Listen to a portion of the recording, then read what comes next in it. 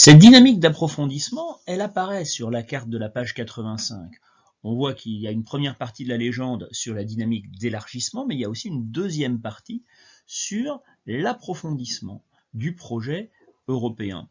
Puisque on vous montre qu'il y a désormais des villes qui peuvent être considérées comme des capitales européennes, parce que c'est là que siègent les institutions européennes. Alors, si on a des institutions, c'est que nos relations ont une certaine profondeur. On met en évidence le fait qu'il y a des pays qui ont l'euro, et maintenant c'est presque tous les pays européens. On met en évidence les pays qui appartiennent à l'espace Schengen. On indique le nombre de députés qui siègent au Parlement européen pour chaque État. Ça rappelle que nous faisons beaucoup de choses ensemble. Alors, le premier problème qui apparaît ici, peut-être, c'est le fait que tous les pays ne participent pas à tout. On voit des États qui sont en dehors de l'espace Schengen. On voit des États qui n'ont pas encore l'euro. Alors certains vont l'avoir progressivement, la Pologne espère bien y parvenir, la République tchèque aussi. En revanche, les pays comme la Suède et le Danemark ont décidé qu'ils ne l'auraient pas. Donc c'est un premier problème. Tous les pays européens ne fonctionnent pas tout à fait de la même façon. Donc cette dynamique d'approfondissement, elle ne se passe pas au même rythme pour tout le monde. Mais alors, si on essaie de définir un petit peu ce que c'est que cet approfondissement, qu'est-ce qu'on a fait depuis 1957? On a fait un marché commun, on a mis en place des politiques communes, notamment agricoles, la PAC, on a mis en place des institutions communes, une monnaie commune et de plus en plus de choses communes.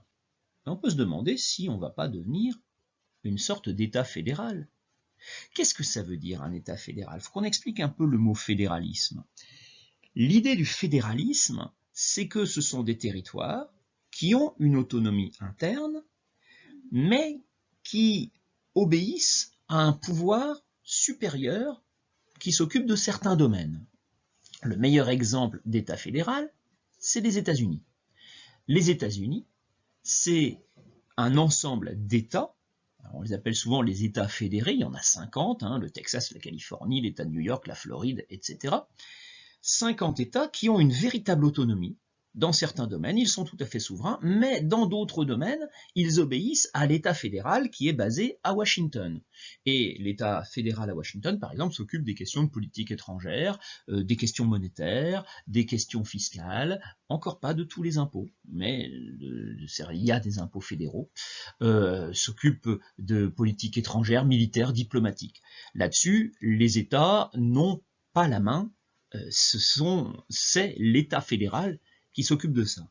Alors est-ce que l'Union européenne ne va pas devenir une sorte d'États-Unis d'Europe? Un État fédéral organisé en Europe un peu sur le modèle des États-Unis.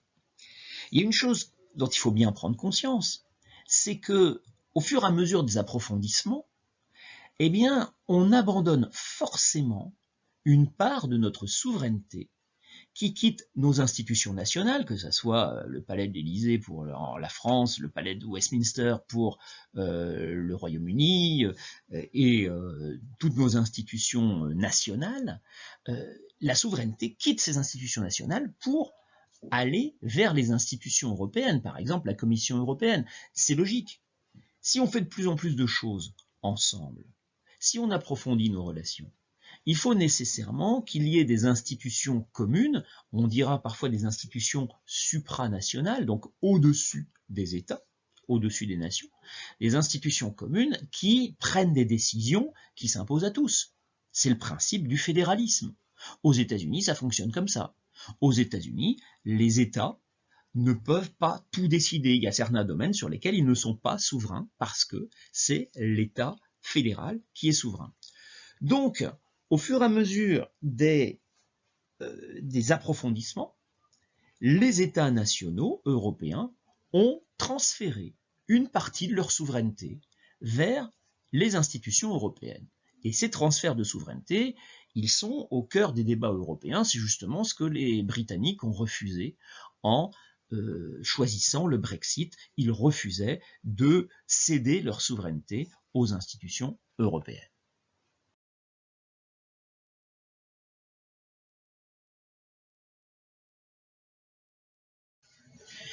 Ces transferts de souveraineté, ils sont évidemment négociés et décidés par les États de la communauté économique européenne, puis de l'Union européenne.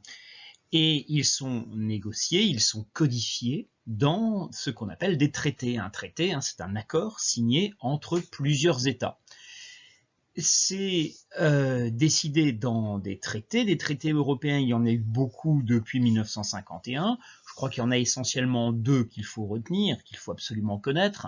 Celui de 1957 qui fonde la Communauté économique européenne, le traité de Rome, et puis celui de 1992, le traité de Maastricht, qui organise le passage à la monnaie unique qui sera instituée en 1999. Ces traités, ils sont décidés en deux étapes, toujours. La première étape est celle de la signature.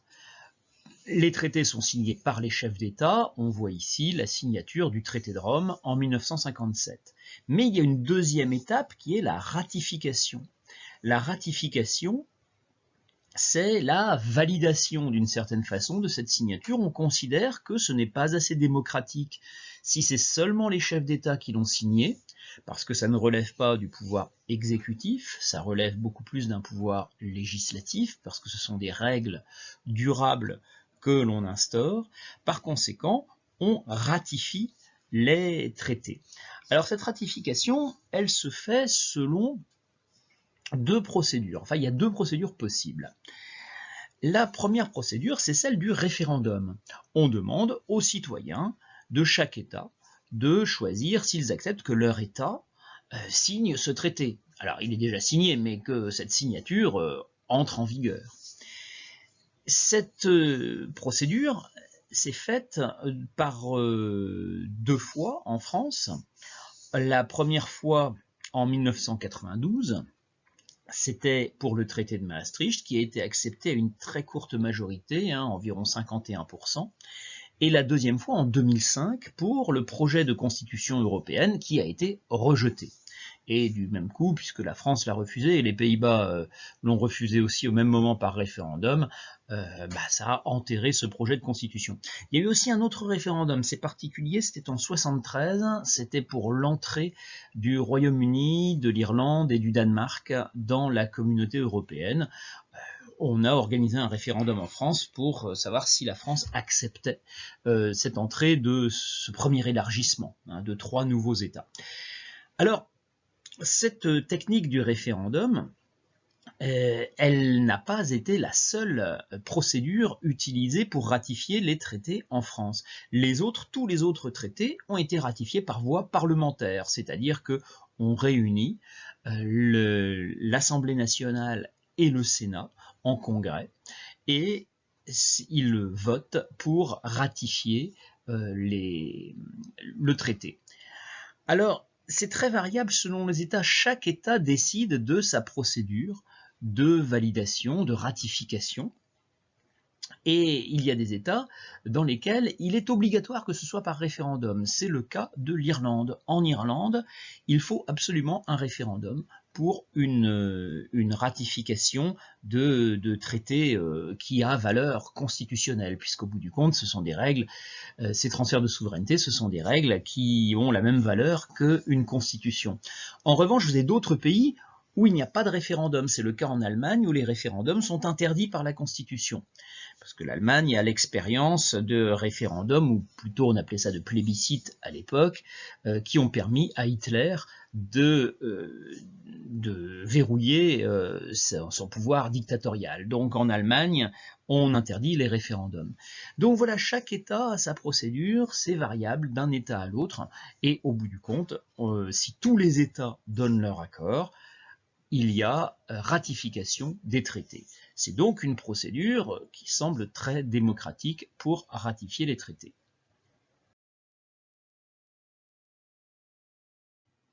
Voilà un petit dessin qui est assez célèbre et qui nous montre que élargissement et approfondissement vont ensemble. En fait, il nous montre que s'il y a élargissement, il faut qu'il y ait approfondissement. L'élargissement rend l'approfondissement nécessaire. qu'on explique. L'image du haut nous montre que en 1957, au moment de la signature du traité de Rome, il y avait 6 États dans la communauté économique européenne. Au fond, c'était assez simple, c'était 6 États qui étaient assez semblables les uns aux autres, et puis il n'était que 6. En général, ils pouvaient parvenir à s'entendre, et ils étaient assez facilement du même avis. Le problème arrivait, alors ici on vous met en 2007, lorsque l'Europe était constituée, enfin lorsque l'Union européenne était constituée de 25 États, on a vu que c'est monté jusqu'à 28. Pour les 50 ans du traité de Rome, il y a donc 25 États, et le problème c'est qu'avec 25 États, vous en trouvez toujours qui ne sont pas d'accord. 25 États ou 28, c'est à peu près le nombre d'élèves qu'il y a dans une classe. Imaginez que vous vouliez organiser une sortie au cinéma, je suis sûr que, bon, à condition que les cinémas soient ouverts, mais je suis sûr que il vous faudra beaucoup de discussions pour vous entendre sur le film que vous allez aller voir, et si ça se trouve, il y en a qui ne voudront pas aller au cinéma et qui voudront faire une autre sortie. Certains ne viendront pas parce qu'ils ne sont pas disponibles, d'autres n'aiment pas tel ou tel film. Enfin, à 28, c'est toujours beaucoup plus difficile de s'entendre, et c'est ce qu'on voit sur ce petit dessin. Chacun est d'un avis différent. D'autant que dans une classe, vous êtes tous à peu près semblables. Vous avez le même âge, vous avez souvent des centres d'intérêt en commun, vous habitez tous la même commune, ou du moins la même aire urbaine. Alors que dans l'Union européenne, oui, on habite tous le même continent, mais ce sont des États extrêmement différents.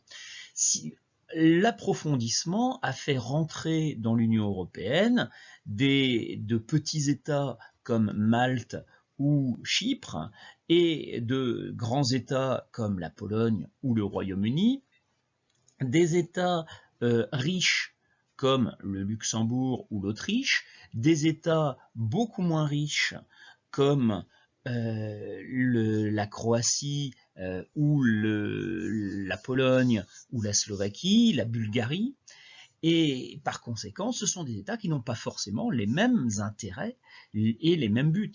Et alors, qu'est-ce que ça donnera si un jour la Turquie fait partie de l'Union européenne? Ce sera encore plus compliqué.